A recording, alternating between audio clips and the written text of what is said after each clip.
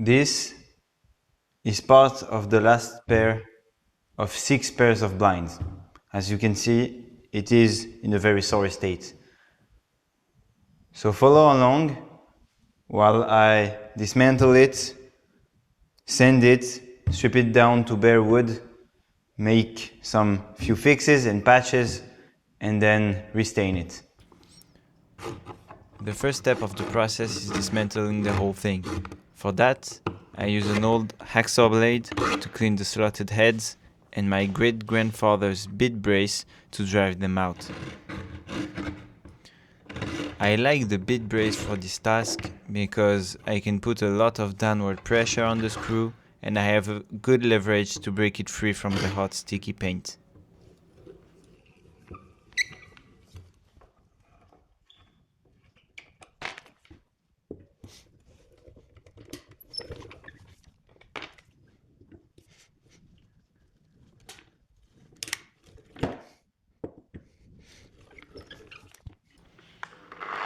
The next step was to take the hinge plates off. They are held to the shutters by big steel or iron rivets, which is a pretty cool technique that isn't done anymore because screws are way more practical. I had to get the big grinder out because I didn't want this step to take ages, and it made pretty quick work of those rivet heads.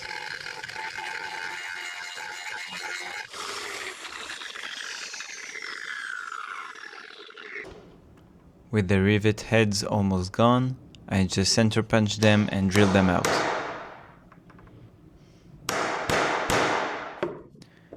I first drill them with a 3mm drill bit to go down a bit faster, and then the 6mm drill goes plunging very quickly.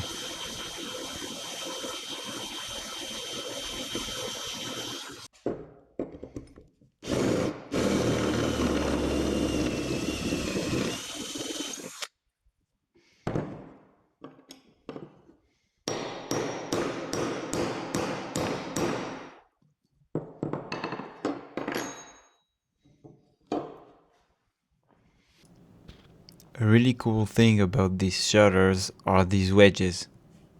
They are a super nice piece of joinery that wedges the two panels together and prevent them from capping too much. I am going to replace those as the ones on the previous pairs were too damaged and I want them to match. To take them off, I'll first strip away the paint quickly with an old flap disc which explains the smoke, in order to expose some nail heads that were put there.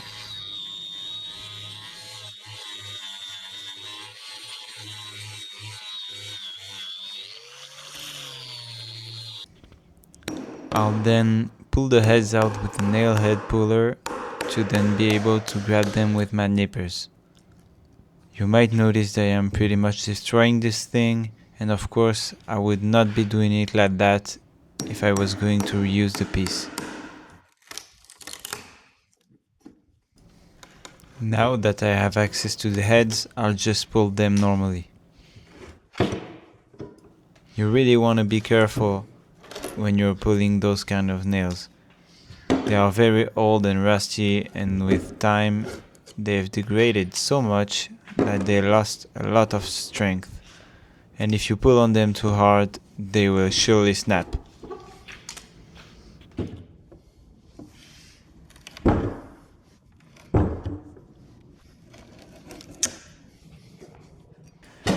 With all the nails out, I can simply hammer the wedges out and toss them straight into the bin.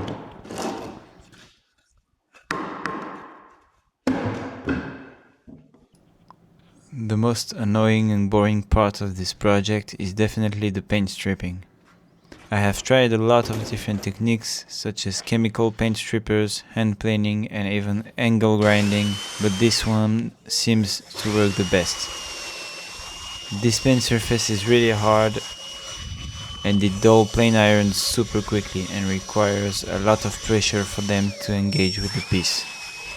Using this big belt sander with a 40 grit belt doesn't solve the pressure issue, but I can do a pair of shutters per belt, which is better than taking 5 minutes 40 times per face to sharpen an iron. And of course, this is also pretty intense on the body because the sander is very powerful, and as I'm putting a lot of pressure with a very low grit belt, the sander just fights me. So it is a very long process and it requires a lot of endurance. As the paint gets removed, you can see a line of white putty in the middle where the two panels meet. Because I am staining these pieces, I don't want any putty, or at least not that much. So I will make an inlay in the form of a wooden strip right along the middle line on both sides and both shutters.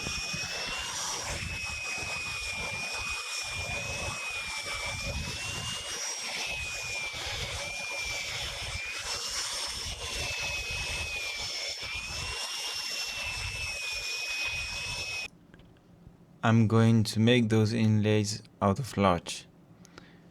It is a pretty soft wood, but what sometimes makes it hard to work with are the huge and crazily oriented veins, which makes it particularly hard to resaw accurately.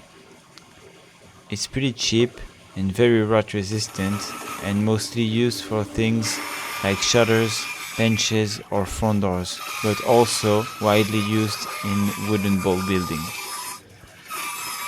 As the inlays I'm gonna make are pretty shallow, I'm just resawing this particular piece in half because I don't need the whole thickness.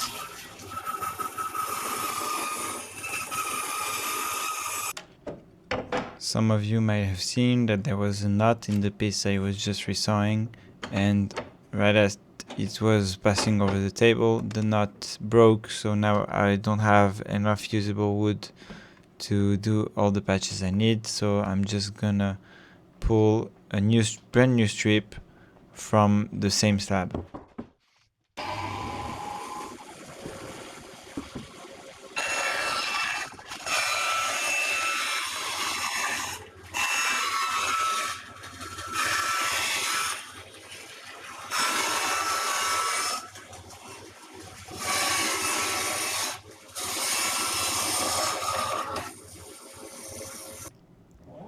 I then went to the jointer to flatten and square up these strips. As I don't have anything more to say, I just want to take a few words about the equipment that I'm using. This is not a professional workshop anymore, even though it might be in the future. A lot of these tools and machines are filled with history and sentimental value, which I will be very happy to share with you if I manage to grow this channel. I'll then put the machine in planer mode and start planing. The most important part when doing patchwork is the slot. As it is a pretty tedious task and I am very new to content creation, I wanted to be really focused on this to do my best work. So I didn't record it. What I basically did was using the table saw as a plunge saw to avoid cutting into the end caps and to ensure parallelism between the two cuts. I then simply routed out the waste and chiseled the corners.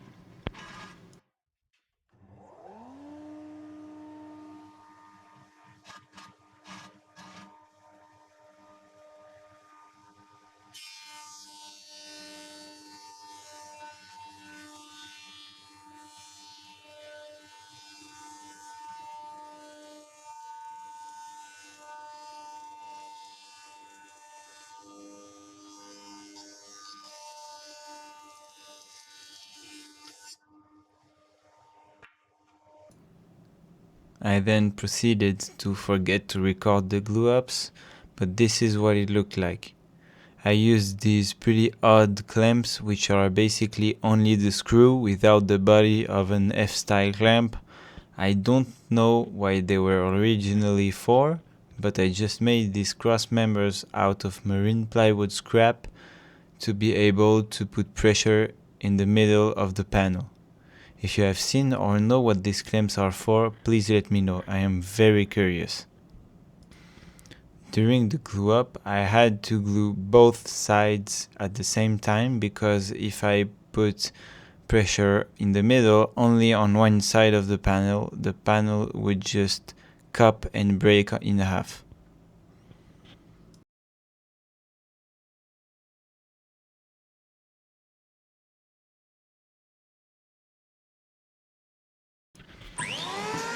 Once the glue dried, I took off the clamps and rough planed the patch with an electric planer.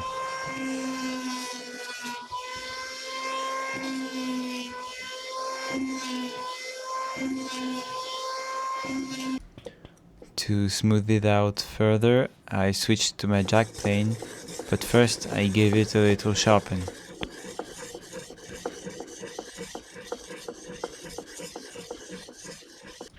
I also forgot to record the part where I used the jack plane, but the step after that was to prepare to reattach the end caps off of one of the shutters who broke off during dismantling. For that, I'll just use the track saw because the original seam was not squared to any of the edges.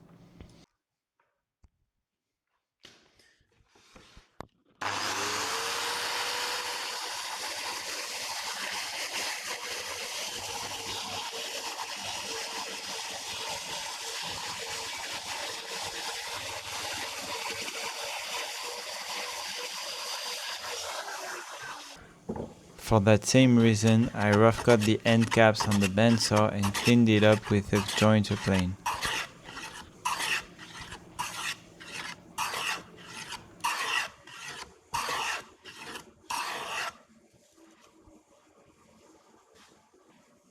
There is a fair bit of shaper work on this project, but during this first part my phone died, so you will see more shaper work and also more interesting shaper work on the next part, when I make the replacements for the wedges.